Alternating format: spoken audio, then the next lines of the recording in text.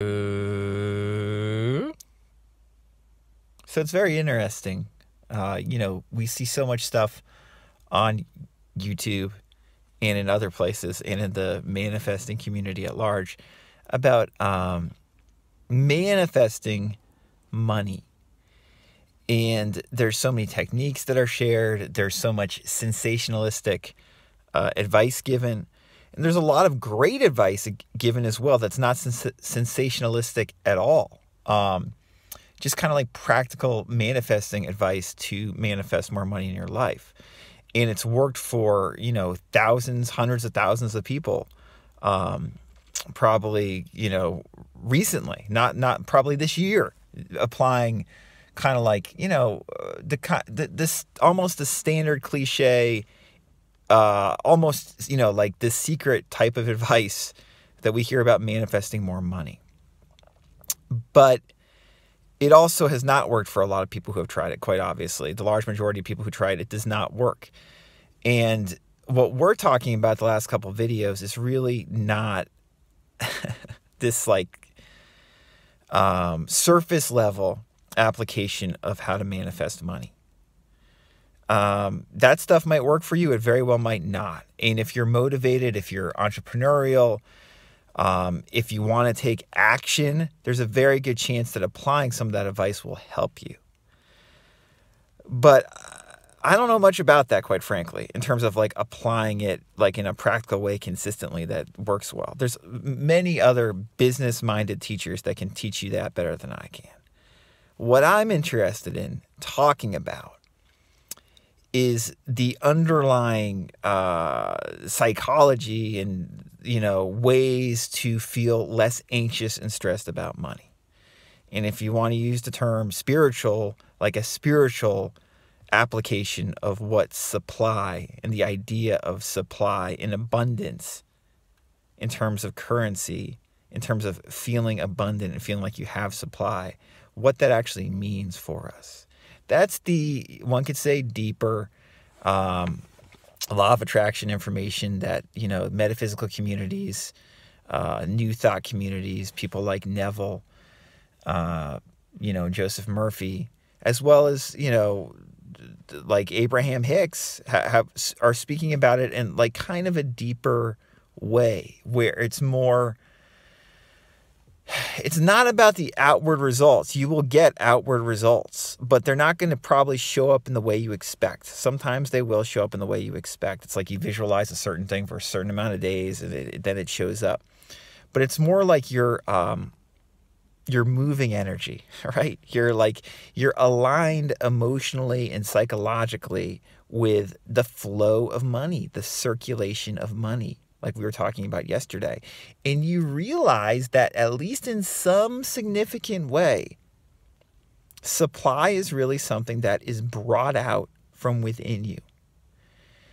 And so this is not like lip service, sensationalistic law of attraction advice, which can work for manifesting money and getting more money in your life, especially when you take action. Like if you listen to someone like W. Clement Stone, for instance, and apply that advice, like that's how to make money. If you want to try, keep on trying and taking action, and, that's great.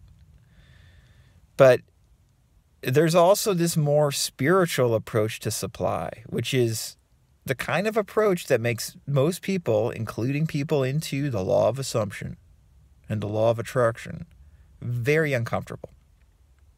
Very, very uncomfortable. When we actually start talking about the psychological, emotional energy behind money and tapping into that, it's like, because at least most of us realize how scared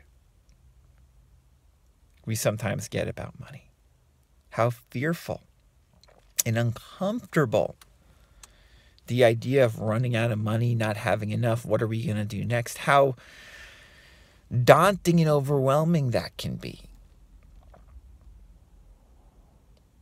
And this, of course, ties right into how do we better manage our anxiety and stress about this subject, about feeling abundant, feeling like we're going to have enough, today and also in the future, and that things are going to be okay.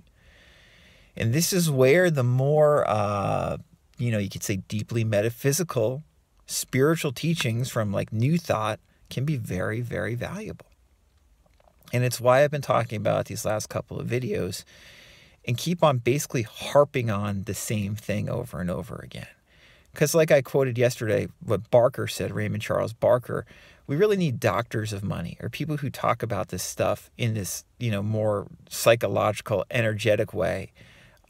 We need more of those. We need more of that information, because we're going to hear much more financial advice, money advice that is externally driven, action driven. And there can be a place for it, that's fine. But if we're spiritually minded, if we're into these LOA principles, we're not always going to find a lot of comfort in that more traditional financial advice. We're going to find a lot more comfort in this more metaphysical financial advice about supply. But it's going to be a much more lonely road that we travel, and a road where we have to encounter our fear. It's interesting. Like the last couple of videos, I've noticed, like, there's not a lot of comments, or like, people are much more interested in watching a lot of my other videos than this stuff. Because this is like, I feel uncomfortable about money. This is working it. This is like acknowledging, I don't feel great about money right now. And instead of just like repressing that, being aware of that and being like, all right, let's work through this. Like I said, Genevieve Rackham has that book called Sexy Money. She's all about like talking about how we can work with our energy and make money sexy. But in my opinion, and I love Genevieve, she's, like I said, she's great. She's a wonderful teacher about these money principles, this metaphysical, energetic money stuff. But for me, in my experiences, this is really unsexy work. Very unsexy. But it's very gratifying if we stay with it. But it inevitably is going to involve looking at our fear and facing our fear about not only money, but survival. So we're going to come up against a lot of stuff. And it's worth doing, in my opinion, if it interests you. It's not for everybody, but if you are spiritually minded and want to look at abundance and supply in a different way, certainly can be worthwhile work and long-term much more gratifying work than, always wondering about and worrying about where your next buck is going to come from. I'm going to read from Joel Goldsmith's book, Invisible Supply. I've read this quote before. It's so important, talking about how supply is an inner quality. Here it is. Supply is embodied in us. The error of most religious teachings is in the belief that supply is something that comes to us, and a great deal of time is wasted in praying for it to be given to us. We know that such spiritual qualities as integrity, loyalty, morality, honesty, and charity are embodied in our consciousness. We do not pray for these qualities to be added to us. They are qualities that we express. Whether or not we express them to the fullest of our understanding is another question. Supply is just as spiritual as such qualities. It too is not something that comes to us. It is embodied within us, and we must express it.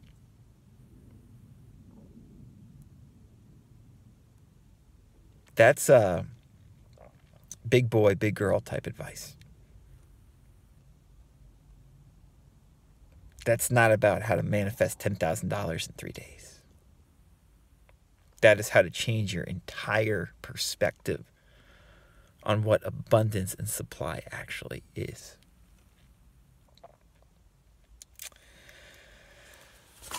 Let me read some more of this Barker, Money is God in Action. Just a couple quotes from this.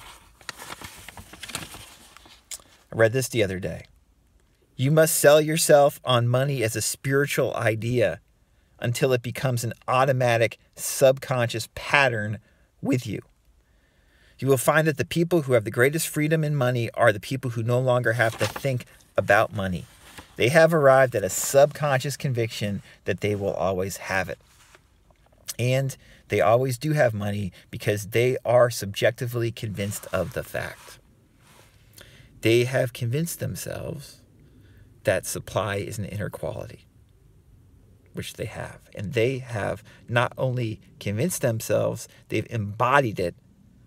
Or rather, I should say, because they've convinced themselves, they've naturally embodied it and therefore are expressing it. Later on in Money is God in Action, Barker writes, we must first convince our own minds. That is probably why every time that people came to Jesus and needed his help, he asked them, do you believe? If they said yes, he said, all right, it is done. Why? Because they had arrived at a point of self-conviction, and it was their own self-conviction which made the demonstration.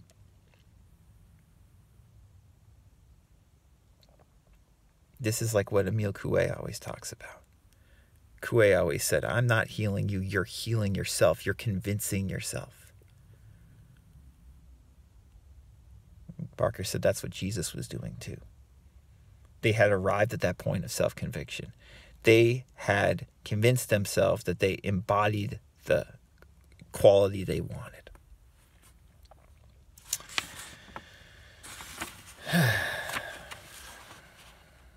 Later on, Barker says, all spiritual treatment is an action of the conscious on the subconscious. Treat this way. Money is God's idea of circulation. This idea I accept. This idea I now accept as the basis of all my financial affairs. I like money. I believe that it is God's activity, that it is good. I use it with wisdom. I release it with joy. I send it forth without fear, for I know that under a divine law, it comes back to me increased and multiplied. If you use this treatment and subjectively accept it, you will be amazed at the results. Money is a spiritual activity. It is good, it is wonderful, and we should love it.